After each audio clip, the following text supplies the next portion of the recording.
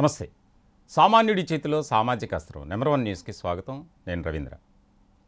Sir ఇంకెప్పుడు ఇది ఆంధ్రప్రదేశ్లో ఉన్నటువంటి కొంతమంది నిరుద్యోగులు ముఖ్యమంత్రి నారా చంద్రబాబు నాయుడు గారికి ఆయన వేడుకుంటున్నటువంటి విధానం చాలా ముఖ్యమైనటువంటి అంశంగానే దీన్ని మనం చూడాలి.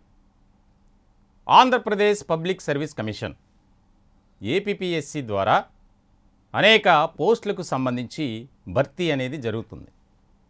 ఏపీపీఎస్సి ద్వారా నోటిఫికేషన్స్ విడుదల కావటం, దానికి సంబంధించి ఎగ్జామ్స్ కండక్ట్ చేయటం, ఫలితాలు ఇవ్వటం, ఇంటర్వ్యూలు నిర్వహించడం, అనంతరం పోస్టులు. ఇటువంటి సందర్భంలో గత కొన్నేళ్లుగా ఇటు ఆంధ్రప్రదేశ్లోను అలాగే తెలంగాణలో కూడా నిరుద్యోగుల పాలిట శాపంగా మారినటువంటి ఈ యొక్క సర్వీస్ కమిషన్లు ఏవైతే ఉన్నాయో నిరుద్యోగుల జీవితాలతో ఆటలాడుకుంటున్నాయి అని చెప్పడంలో మాత్రం ఎలాంటి అతిశయోక్తి లేదనిపిస్తుంది. సరే, పక్క రాష్ట్రం గురించి మనం పక్కన పెడితే గనక ఆంధ్రప్రదేశ్లో 2018 డిసెంబర్ 31న 167 పోస్టులకు సంబంధించి గ్రూప్ 1 నోటిఫికేషన్ విడుదలైంది. అప్పుడు తెలుగుదేశం పార్టీ అధికారంలో ఉంది. తర్వాత జరిగినటువంటి ఎన్నికల్లో వైఎస్ఆర్సీపీ అధికారంలోకి వచ్చింది.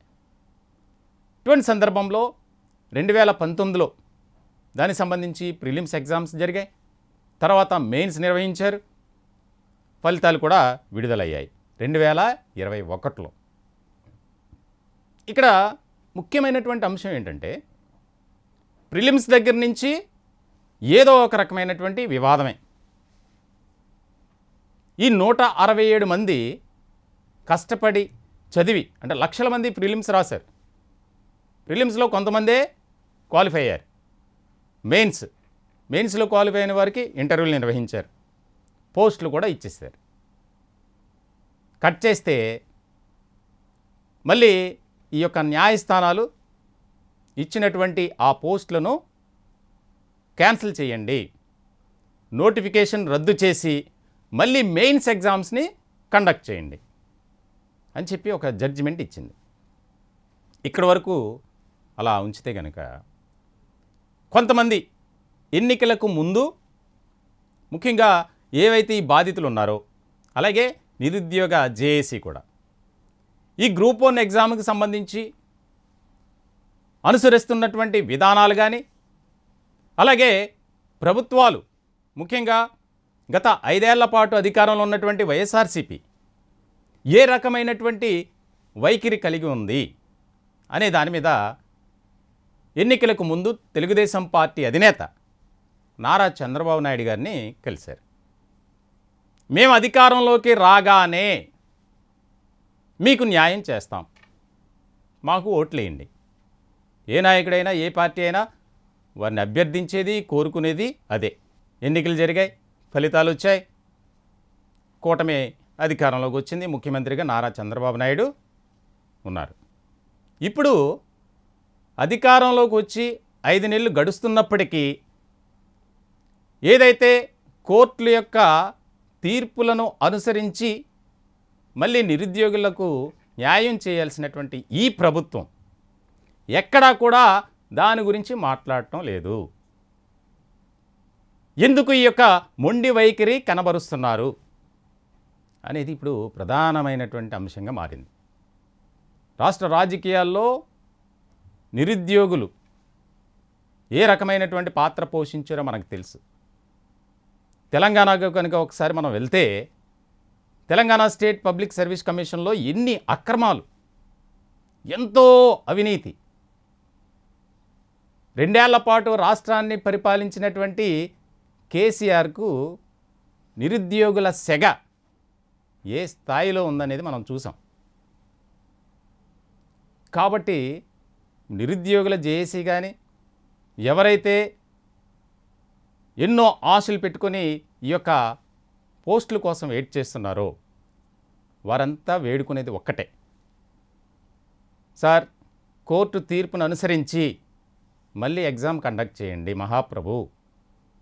అది కండక్ట్ చేయకుండా వేరే వేరే నోటిఫికేషన్స్ ఇవ్వటం అది ఎంతవరకు కరెక్టు? ఆల్రెడీ 167 మంది ఎవరైతే పోస్టులు పొందినటువంటి వారు ఉన్నారో వారి బాధ అయితే వర్ణనాతీతం. ఉద్యోగం వచ్చిందని ఎంతో ఆశపడినటువంటి వారు క్షణంలోనే అది కోల్పోవలసి వచ్చినటువంటి పరిస్థితి ఏర్పడింది ఆంధ్రప్రదేశ్లో. సో మొత్తానికైతే నిరుద్యోగులు ఎవరైతే ఈ గ్రూప్ 1 రాసి ఈ యొక్క ఏపీపీఎస్సీ నిర్వాకం వల్ల ఒకసారి డిజిటల్ మూల్యాంకనం చేశారు, 3 సార్లు మూల్యాంకనం చేయటం వల్లనే ఈ యొక్క ఫలితాలను కూడా హోల్డ్లో పెట్టండి, ఎవరికైతే పోస్టింగ్ ఇచ్చారో వారి పోస్టులు క్యాన్సిల్ చేయండి అనేది ఇచ్చినటువంటి జడ్జిమెంట్. ఇంత దౌర్భాగ్యమైనటువంటి పరిస్థితి ఏ రాష్ట్రంలో కూడా సర్వీస్ కమిషన్ ఉండదు. కానీ మన తెలుగు రాష్ట్రాల్లోనే ఈ రకమైనటువంటి వరస్ట్ అడ్మినిస్ట్రేషన్ అనేది మనం చూస్తున్నాం. సో మొత్తానికి ఇప్పటికైనా నిరుద్యోగుల పాలిట వారి తరపున సామాన్యుడి చేతిలో సామాజిక అస్త్రం నెంబర్ 1 న్యూస్ కోరుకునేది ఆ యొక్క సమస్య ఎలాగైనా సమస్య పోయింది కాబట్టి ఈ గ్రూప్ 1 పోస్టుల కోసం ఎదురు చూస్తున్నటువంటి వారు 2018 నోటిఫికేషన్ ఏదైతే ఉందో వారికి న్యాయం జరిగే విధంగా ప్రభుత్వం చొరవ తీసుకోవాలి. వెంటనే ఎగ్జామ్ కండక్ట్ చేసి దానికి సంబంధించినటువంటి ఫలితాలు ఆయా ప్రక్రియ ఏదైతే ఉందో దాన్ని పూర్తి చేయాలి. మా పార్టీని గెలిపించండి, మేము అధికారంలోకి రాగానే మీకు న్యాయం చేస్తామని ఇచ్చినటువంటి మాటను నిలబెట్టుకోవాలని మేము కూడా రాష్ట్ర ముఖ్యమంత్రి నారా చంద్రబాబు నాయుడు గారిని అభ్యర్థిస్తున్నాం.